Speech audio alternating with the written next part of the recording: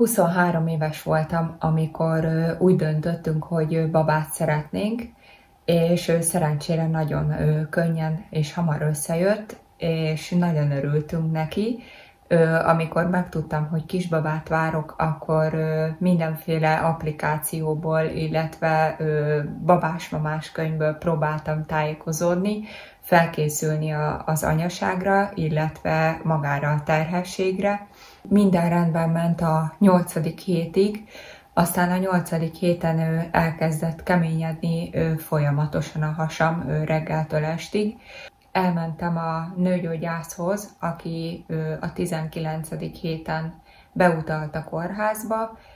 Sajnos antibiotikummal tömtek engem a kórházba, amit nem tartottam jogosnak, ezért próbáltam egy másodvéleményt kérni, és megerősítettek abban, hogy mivel nem történt komolyabb vizsgálat, hüvelyváladéktenyésztés, ilyesmi, ezért igazából nem is kellene antibiotikumot kapni, úgyhogy én azon a napon saját felelősségemre hazajöttem, úgyhogy másnap viszont azért elmentem ehhez a kezelőorvoshoz, és akkor mondta, hogy igazából sajnos én egy ilyen alkat vagyok, hogy keményedik a hasam, hogy ezt napi 6 magnéziummal, sok pihenéssel tudom kiküszöbölni.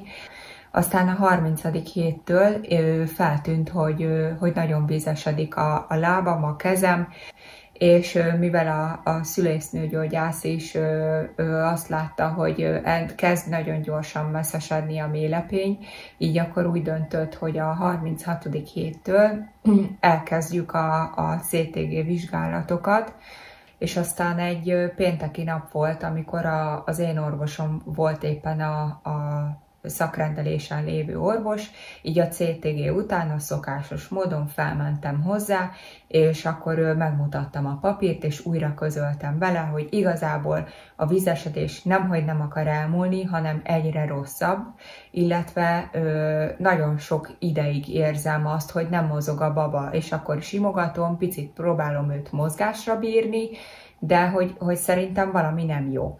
És ő is mondta, hogy a CTG annyira látszik, hogy nem nagyon akar megmozdulni se, azon a fél óra, 1 órán belül, amíg rajta vagyunk ugye ezen a gépen, hogy ő is azt javasolja, hogy a rákövetkezendő 7 hétfőn menjünk be a kórházba, és akkor egy szülésindítást fog javasolni oxitocinnal. Igazából bekötötték ugye az oxitocint, és akkor nagyjából 2 óra múlva, miután bekötötték, megvizsgáltak, és már elkezdtem tágulni, bár lassan, de ettől függetlenül szépen tágultam, és aztán jeleztem, hogy el kell mennem a mosdóba, el is mentem, és akkor elment a nyákdugom, amit mikor visszaértem, akkor jeleztem is. Múltak a percek, a 10 percek, és hát feltűnt, hogy ugye senki nem akarja nekem ezt az oxitocint visszakötni, mert nekem nem volt fogadott szülésznőm, csak fogadott orvosom, így igazából kikerültek, és na mindegy, a végén bekötötték az oxitocint, de az adagot ezt megduplázták, és hirtelen csak azt vettem észre, egy pár percig ment ez a megduplázott adag, és azt vettem észre, hogy a férjem áthajol az ágyon, és én is megnézem, hogy mit néz. A CTG gépet nézte, és azt vettem észre, mikor én is oda néztem, hogy igazából nem működik a gép, hogy teljesen kikapcsolt, hogy nem mutat értéket, hogy nem mutatja a babámnak a szívhangját.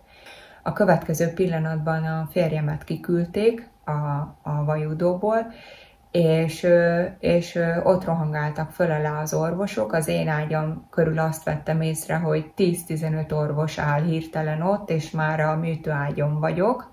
A következő kép pedig ez volt. A férjemnek nem mondtak semmit, hogy igazából mi történt, csak vittek engem a műtőbe, mondták, hogy most azonnal meg kell császározni, mert hogy életveszélyben van a kisbabám.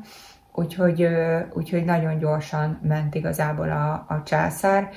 Hát a férjem bejöhetett, bár nem is értettem a helyzetet, mert akkor nem lehetett bejönni ott abba a helyiségbe, abban a kórházba, és bejöhetett mellém, de én igazából végig sírtam az egész műtétet, mert folyamatosan, bár hatott az érzéstelenítő, de folyamatosan egy ilyen rángást éreztem, hogy ugye cibálnak ide, cibálnak oda, és akkor szerencsére felsírt a kisbabám, őt elvitték, csak egy pillanatra mutatták meg, majd őt elvitték.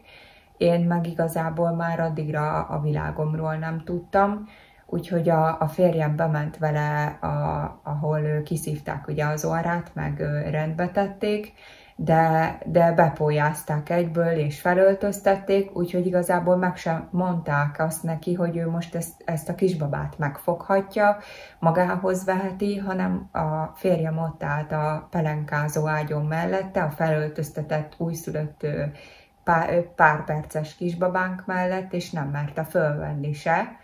Hát volt aranyóránk, bár ez a Vajudó folyosójának a legvégén egy ételszekrényes lifttel, nem lifttel, hanem szekrényel zárták el igazából a folyosót, ami meghittnek kellett volna, hogy legyen aranyóránkkal. És hát igazából ebből másfél órát voltunk így együtt, a kislányom, a férjem és én, de semmit nem emlékszek rá, semmi részletre. Aztán, amikor vége lett ennek a másfél órának, engem betoltak egy császáros őrzőbe, ahol csak egyedül én voltam, egyedül engem figyeltek ott meg, nézték folyamatosan az életfunkcióimat, mert amikor toltak ki a műtőből, ilyen fél mondatot hallottam, hogy annyi vért vesztettem, hogy majdnem vérátömlesztést kellett, hogy kapjak. Úgyhogy én azt ott meg is éreztem, mert igazából tényleg se kép, se hang nem volt nekem azon a napon, a nap hátralévő 12 órájában. Nem láttam a kisbabámat se abba a 12 órába, és a 6. óra után nekem, amikor ugye megtörtént a császár, rákövetkezendő 6 óra múlva fel kellett álljak és el kellett menjek egyedül zuhanyozni, mert nem jött igazából velem senki segíteni, úgyhogy ott a zuhanyzóba majdnem el is ájultam, úgyhogy kértem is segítséget. Hát nagy nehezen oda jött egy nővér, bár láttam rajta, hogy nem igazán örül annak, hogy én szólok. Az őrző előtt elkezdték kipakolászni nekem a bőröndömet, hogy mi az, ami szükséges, meg mi az, ami nem kell, és hazavigye a férjem, mert hogy nem akartak utánam hozni egy bőröndöt, meg egy kis táskát. Úgyhogy igazából a kis táskát haza is küldték a férjemmel, igazából csak azt küldték haza, amiben egy kis étel volt, kis keksz, egy kis innivaló, úgyhogy amikor ugye bekerültem az osztályra, akkor döbbentem rá arra, hogy igazából nem fogok tudni se inni, se enni, mivel 7 órakor kerültem le este, akkor már nem is kaptam vacsorát, de igazából senki nem jött oda hozzám, hogy én hogy vagyok, hogy szeretnék egy pohár vizet, úgyhogy én ott az osztályon én a csapból ittam, és akkor így sikerült az estét túlélni igazából. Hát a kórházba töltött idő az a csecsemős nővérekkel azért így meggyűlt a problémám. Már csak azért is, mert hát ugye próbálták, jött védőnő, próbálta megindítani a tejemet, de hát ugye nem indult meg a tejem hirtelen császár után, úgyhogy én a babámat nem tudtam etetni, de emlékszem, hogy az a védőnő semmi tapintatosság nem volt benne, hogy nyomta a mellemet, és akkor, hogy ebből biztos, hogy kell jönnie tejnek, meg stb. És akkor hát nem jött igazából, és cukros vizet adtak neki a kórházba, amikor jeleztem, hogy ez a kisbaba éhes, mert 2 napja nem kapott élelmet, és akkor közölték velem a csecsemős nővérek, hogy honnét tudom, hogy ő éhes, hogy ő szólt nekem. Úgyhogy azért így ez nem volt túl megnyugtató, úgyhogy így hazajönni a kórházból, hogy igazából nem is tudom, hogy mit kezdjek hirtelen egy anyasággal, hogy hirtelen ugye megszültem a babát, nem is így akartam megszülni, és akkor a kislányom pluszba nagyon-nagyon sokat sírt, és hát igazából ezekkel a helyzetekkel szerintem újdonsült anyukaként nem biztos, hogy tud valaki hirtelen azonosulni, és én nem tudtam. És különben ezt nagyon sokáig szégyeltem is, és például a mai napig nem is szoktam mindenkinek ezt elmondani, hogy ugye akkor ott velem mik történtek lelkileg, mert hogy igazából az van, hogy ameddig a pocakban van a baba, addig megkérdezik, hogy vagy, de amikor ő megszületik a baba, akkor már senkit nem érdekel, hogy te hogy vagy, hanem a baba jó-e, jó baba, jól leszik-e, szokásos alapvető kérdések. Igen. Úgyhogy igen, amikor hazajöttem, akkor egy olyan lelki állapotba kerültem, amit a mai napig igazából nem is tudok elmondani, hogy mi történt. De nem éreztem azt a hatalmas nagy szeretetet, vagy hogy nekem egyből azt a kisbabát a kezembe adták, és hogy én a felegek felett járok. Nyilván nagyon boldog voltam, hogy megszületett a kislányom, és nem azt mondtam, hiszen végig vártam őt, nagyon szerettem már a pocakomba, de hirtelen nem jöttek ezek a nagy érzések, amit a nagykönyvbe írnak meg. Úgyhogy nekem ott nagyon durva lelki problémáim voltak, és depressziós és szülés utáni depresszióba is kerültem. Voltak olyan pillanataim, hogy én beszeretnék ülni az autóba, és világgá szeretnék menni, és csak egyedül. És hát igazából a környezetem se segített ezen a lelki állapoton, mert nem közvetlen családtagok pont, de kaptam nagyon sok bántást, hogy én nem tudtam megszülni a babámat, hogy igazából nem tudok megcsinálni egy természetes dolgot, amit a világon mindenki meg tud, csak én nem. Nagyjából ezt hitették el velem. Hát igazából nem tudtam szoptatni a kisbabámat még egy jó darabig, úgyhogy valahogy nem tudott jól szopni, nem volt jó a technikánk, és nem is tudtam rendesen szoptatni, úgyhogy ezért is kaptam bőven bántást, úgyhogy ezen se segítettek a lelki állapotomon. Különben ez a depresszió, ez fél évig tartott, igazából anyukám, a testvérem és a férjem segített ki ebből. Aztán ugye, amikor hazajöttünk a kórházból, akkor hát nagyon fájt a hegem, de igazából hát nem foglalkoztam úgy vele, mert gondoltam, hogy átvágtak több réteget, akkor ez teljesen normális, hogy fáj. És amikor a háziorvos leszedte a kötést, akkor igazából rájöttünk arra, hogy folyik a genny a hegemből, és szétnyílt 2 centin a bal oldala része a hegemnek, úgyhogy ez a mai napig igazából deformitásokat okoz nekem ott a hasfalamon. Úgyhogy igen, nekem ez se segített különben a depressziómon, hogy 4 hétig jártam én sebkezelésre. Hát az első terhességem után azért egy kicsit hezitáltam a további terhességgel kapcsolatban, de úgy voltam vele, hogy szeretnék egy kis tesót a kislányomnak, hiszen nekem is van testvérem, és úgy gondolom, hogy ez egy nagyon-nagyon jó dolog, hogyha van kire számítani. Úgyhogy aztán elhatároztuk magunkat, vagyis hát én határoztam el magamat, hogy akkor vágjunk bele. Ebben az időszakban már nem lehetett fogadott orvost fogadni, de úgy voltam vele, hogy én ezt meg fogom csinálni, nekem nem kell fogadott orvos, mert nem lesz komplikáció a terhességem során, és én ezt meg fogom tudni csinálni, természetes úton fogok szülni, nem lesz semmi gond igazából, és hogy nekem ez így menni fog. Ugye 32. héten akkor a visszahívásra mentem, és akkor megtörtént a manuális vizsgálat, viszont ultrahang nem történt, és megkérdeztem, hogy miért nem történt ultrahang, hiszen azt mondták, hogy erre szükség van most már a 32. héten, És akkor közölte velem igazából a főorvos, hogy itt nincsen ultrahang, úgyhogy valahol majd biztos megnézik, de itt nem. És átmentem az ambulanciára, amúgy ilyen babaaltató zene ment, meg tényleg ilyen félhomály volt, szóval tök jó ilyen nyugalomérzés fogott el. Aztán ott is egy főorvos volt az ultrahangon, és megnézte a méhlepényemet, és közölte velem, hogy ez a méhlepény ez másodfokban érett a 32. héten, hogy elszórtan messzes, elszórtan infarktusos a méhlepényem, amit különben a mai napig nem tudok, hogy mit jelent, hogy az infarktusos a méhlepény, akkor az konkrétan mit jelent.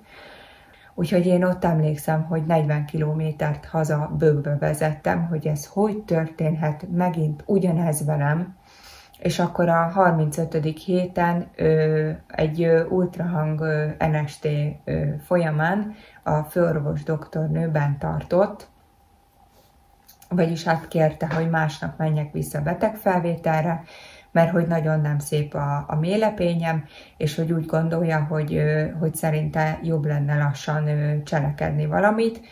És pénteken volt egy ultrahangom, egy NST-m, amikor fölvettek az osztályra, és akkor jött a szombat, jött a vasárnap, a fű se nőtt a kórházba, és így rákérdeztem, hogy ne haragudjanak, de hát én azért vagyok itt, mert hogy valami komoly probléma van, és hogy miért nem történnek vizsgálatok.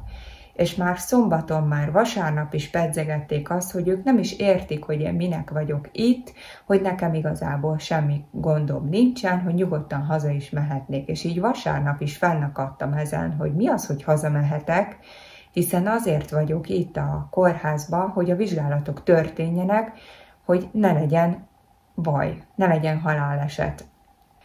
Aztán hétfőn a vizitnél odajöttek hozzám, és közölték, hogy pakoljak nyugodtan össze, már készítik a zárójelentésemet, és hazamehetek.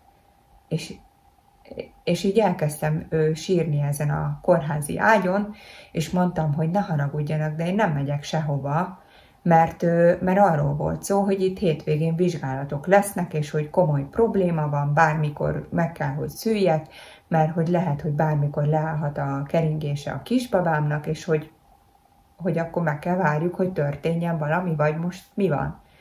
És tényleg nagyon kiakadtam, és nagyon sírtam, és kérdezték, hogy most nem értik, hogy mi bajom van. És így tényleg értetlenül álltam előtte, hogy mi az, hogy mi bajom van. Ráadásul ugye azért is sírtam el magam, mert közölték velem, hogy nem kell a héten, ez hétfőn volt, hogy hazaengedtek, és nem kell nekem visszajönni már a héten, ráérek már csak következő héten vizsgálatra jönni, és mondtam a hölgynek, egy hölgy volt, akivel ezt beszéltem, hogy én ezt most már végképp nem értem azt, hogy a 33. héten a kórháznak a főorvosa azt mondta az osztályvezető főorvos, hogy itt kubanc van, hogy tényleg nagyon komoly a helyzet, és hogy azért kell nekem bent feküdni, és azért kell nekem heti több alkalom NST ultrahang, hogy ne történjen probléma. Akkor mondom, ez hogy lehet, hogy most meg hazaküldenek, és jövő héten jövök legközelebb. És akkor mondták, hogy jó, hát hogyha ennyire ki vagyok ezen akadva, meg stb., akkor jöjjek vissza a héten szerdán. Aztán, amikor ugye az ultrahangból átmentem a vizsgálóba, akkor ott ugyanaz a főorvos doktornő volt, aki ott tartott a 35. héten, és ő igazából meglepődve látta, hogy én megint ott vagyok járóbetegként. Meg is beszéltük, hogy ugye mi történt, hogy miért vagyok megint itt, és mondta nekem, hogy akkor most felvesznek az osztályra, és nem is mehetek most már sehova, mert hogy fel van ritkulva ugye a méhlepény, infarktusos, és ugye mindent megint elmondott, hogy nagyon nagy a probléma, és hogy minél hamarabb meg kell csinálni a császármetszést, mert hogy tényleg nehogy valami gond legyen. És mondtam, hogy jó, de nem hoztam magammal semmit, haza kell szaladjak a kislányomért, a bölcsödébe vár engem, úgyhogy és utána visszajövök. És akkor elkezdte az asszisztensnek diktálni, hogy ha a hazaút során, illetve a kórházba visszavezető úton valami történik velünk, akkor az az én felelősségem lesz. Konkrétan azt mondta, hogy az diktálta, hogy ha haláleset történik, hogy ugye a magzat meghal, akkor az ugye az én felelősségem lesz. Úgyhogy én ott mondtam, hogy jó, akkor én most innen nem megyek sehova, itt maradok a kórházba, és akkor tényleg legyen, aminek lennie kell, de akkor már tényleg nagyon aggódtam, hogy akkor mi lesz a kisbabámmal, hogy tényleg meddig várnak, még mi lesz. Úgyhogy igen, hétfőig teltek a napok csütörtöktől, és akkor hát már akkor igencsak ideges voltam, és kérdeztem, akivel addig ismerkedtem, szülésznő, kérdeztem tőle, hogy most mi várható, hogy most már hétfő van, azt mondták csütörtökön, hogy nagyjából azonnal meg kéne császározni, hogy mire várunk, vagy mi van ilyenkor. És azt mondta, hogy a mai napra hétfői napra be van írva egy főorvosi bemutatás, úgyhogy én ezt vártam, hogy lesz ez a vizsgálat. És akkor hogy múltak az órák, és nem történt semmi. És kérdeztem ugyanezt a szülésznőt, hogy most mi van. És mondta nekem, hogy szabadságon van a főorvos doktor úr, úgyhogy elmarad igazából a főorvosi bemutatás. Hát mondom, ilyen nincsen. Mondom, mi az, hogy elmarad, és akkor mondom, most mi lesz? És akkor ott már igazából elgurult a gyógyszerem, és mondtam, hogy azonnal szeretnék egy ultrahangos vizsgálatot, és amikor lementem az ultrahangba, akkor újra megnézték ugye a méhlepényemet, illetve a kisbabámat, stb. És mondta a doktornő, aki megvizsgált, hogy akkor ő most fogja fölhívni a főorvost, és próbál valamit intézni, mert hogy így nem fogjuk tovább nagyon sokáig kihúzni, mert tényleg nagyon rossz állapotban van a méhlepény. Úgyhogy igazából azon a napon meglett a császáridőpont, és csütörtökig még vártak. Aztán a csütörtöki napon ugye a császármetszés az elkezdődött, teljesen előrevettek, úgy volt, hogy a nőgyógyászati műtétek után fognak engem megműteni, de aztán előrevettek, és 8 óra 58-ra meglett a kisfiam. Hát összetehetem a két kezem igazából, hogy semmi bajom nem lett. Én rosszul lettem a műtét alatt, de szerintem ez azért, mert túl hirtelen csöpögtették le az infúzióba mindenféle gyógyszert a műtét előtt. Fájt a mellkasom, úgy éreztem, hogy hát halálfélelmem volt. És igazából a kórházba töltött idő az kellemesebb volt, mint az előző szülésem alkalmával. Ott azért jobban odafigyeltek arra, hogy érzi magát az anya.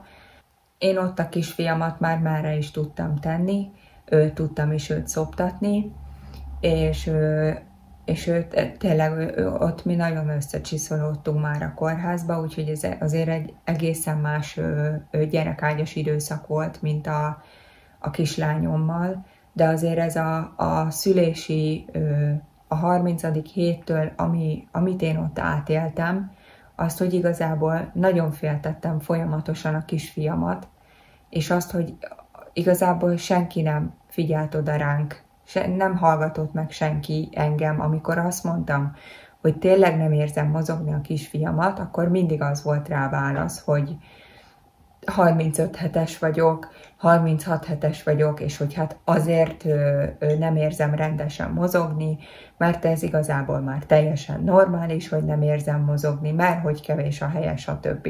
És megkaptam különben azt is a kórházba, hogy én nagyon görcsösen vagyok terhes, hogy ilyen görcsösen nem lehet kismamának lenni, pedig én csak a kisfiamat féltettem, és hogy én hipohonder vagyok, és hogy nincs is semmi probléma, hogy én ezt csak beképzelem magamnak. Úgyhogy nekem ott nagyon-nagyon sok rossz tapasztalatom volt, illetve így már nem is merek még egy babát vállalni.